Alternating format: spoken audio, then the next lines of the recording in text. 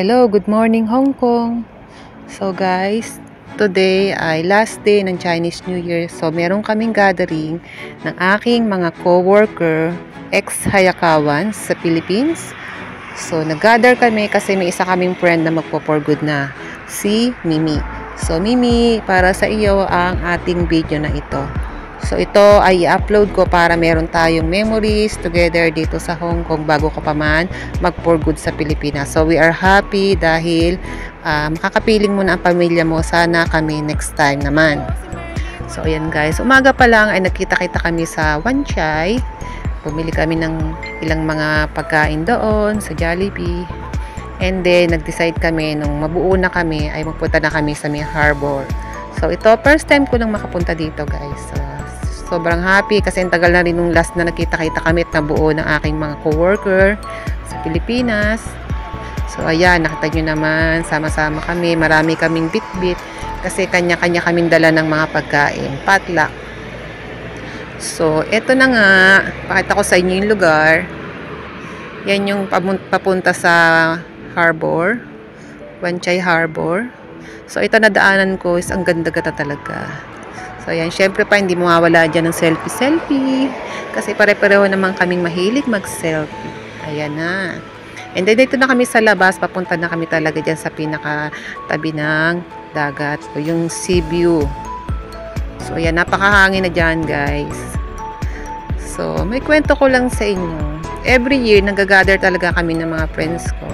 Hindi man lagi-lagi, pero minimake sure namin sa isang taon is at least 2 or 3 times kaming magkakaroon ng gathering daw sa mga mahabang statutory holiday namin dito.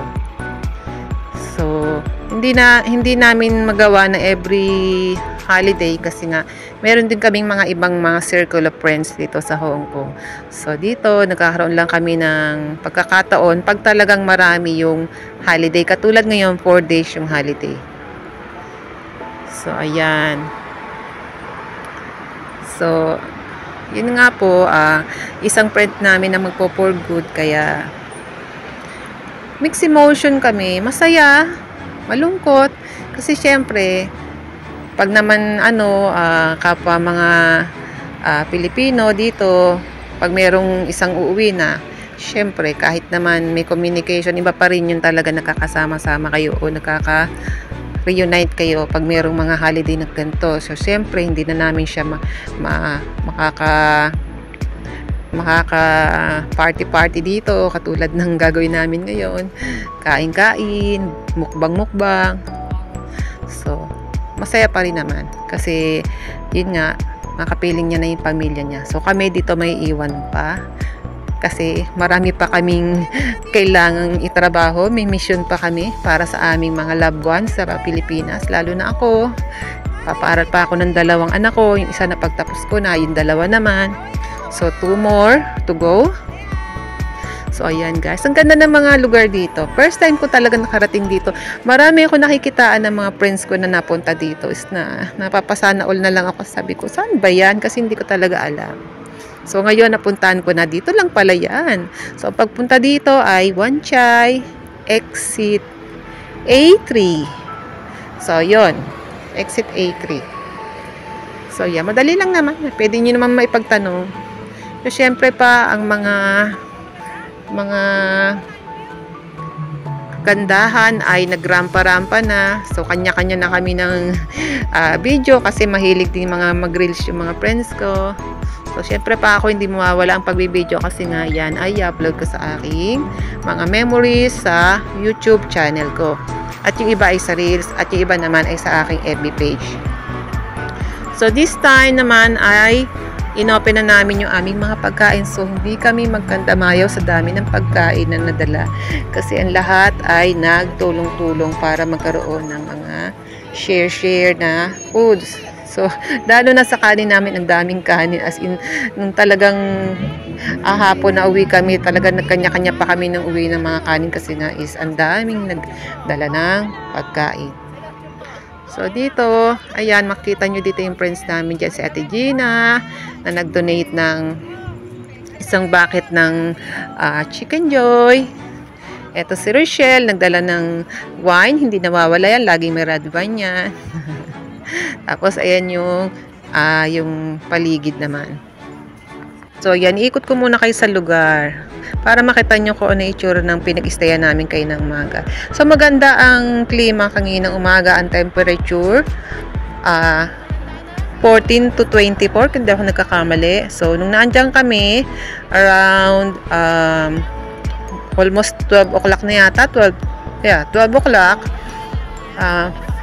Napaka-warm na ng temperature. So, medyo nainitan na kami kaya nagtanggal na kami ng mga jacket namin. So yan, naka-long sleeves na lang kami dyan.